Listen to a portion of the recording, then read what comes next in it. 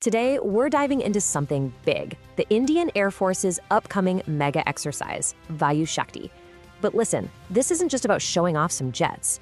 We're looking at a huge shift in the very DNA of Indian air power, a change that's rewriting the rules for dominating the skies. Let's get right into it. Take a look at this number, 120. That's how many aircraft are going to be part of this. To give you some perspective, that's more combat planes than many countries have in their entire Air Force. And they're all going to be in one place on one day, showing exactly what they can do. So you're going to want to circle this date on your calendar, because come 2026, the quiet, empty sands of the Pokhran Desert, well, they're about to become the stage for one of the most incredible displays of air power we've seen in a very, very long time. Vayu Shakti is on its way. Right. But you have to understand, this is so much more than just a practice run. You could almost call it a performance.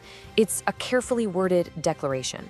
The Indian Air Force isn't just training here. It's sending a loud and clear message to the rest of the world about what it's become capable of. So what exactly is that message? Well, it's a major departure from the old playbook of just overwhelming an enemy with sheer numbers.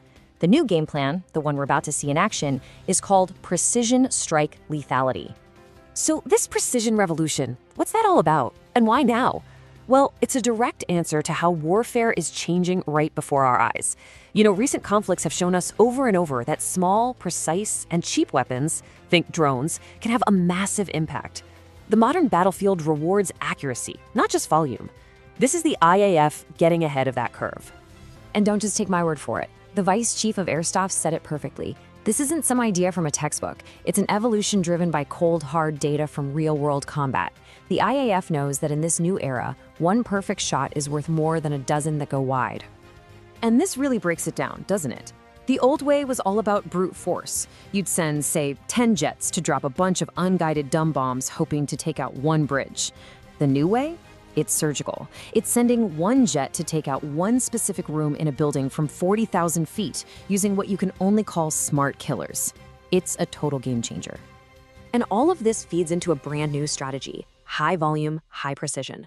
The idea here is to overwhelm an enemy not just with a lot of stuff, but with a swarm of incredibly accurate, mass-produced smart weapons, like the new homegrown Solar Defense 125-kilogram bomb, where you know that pretty much every single shot is going to hit its mark. Okay, so that's the theory. But what about the hardware? What are the actual tools that make this precision revolution possible? Let's meet the key players in this aerial armada. Leading the pack, you've got the Rafale, the IAF's silver bullet, which will be showing off long-range surgical strikes with its Hammer and SCALP missiles. Then there's the pride of India, the Tejas Mk1A, proving its high-tech credentials with the indigenous Astra missile.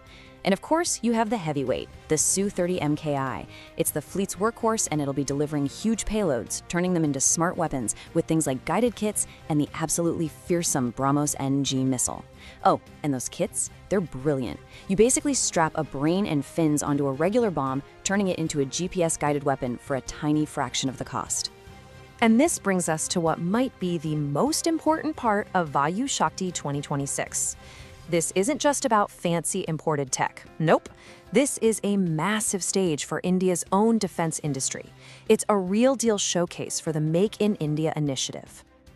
And the lineup? It's seriously impressive. We're talking about the Tejas fighter, the Prachand combat helicopter, the Akash and Samar air defense systems protecting the whole area, and the Astra and solar defense munitions that'll be fired. Every single one of these is a huge step towards true strategic independence. I mean, just take the Prachand light combat helicopter. This thing was literally born to fight in the high altitudes of the Himalayas. But out here in Pokhran, it's going to prove just how versatile it is in the blistering desert heat, hunting down moving targets with Indian-made anti-tank missiles. That's what you call proof of concept. So you take all of this, the precision, the high-tech platforms, the homegrown technology, and you put it all together. What do you get? You get a powerful strategic signal being broadcast from the sands of the Thar Desert. And trust me, the world will be watching. You know, the choice of Pokhran is absolutely no accident. This is the historic site where India became a nuclear power.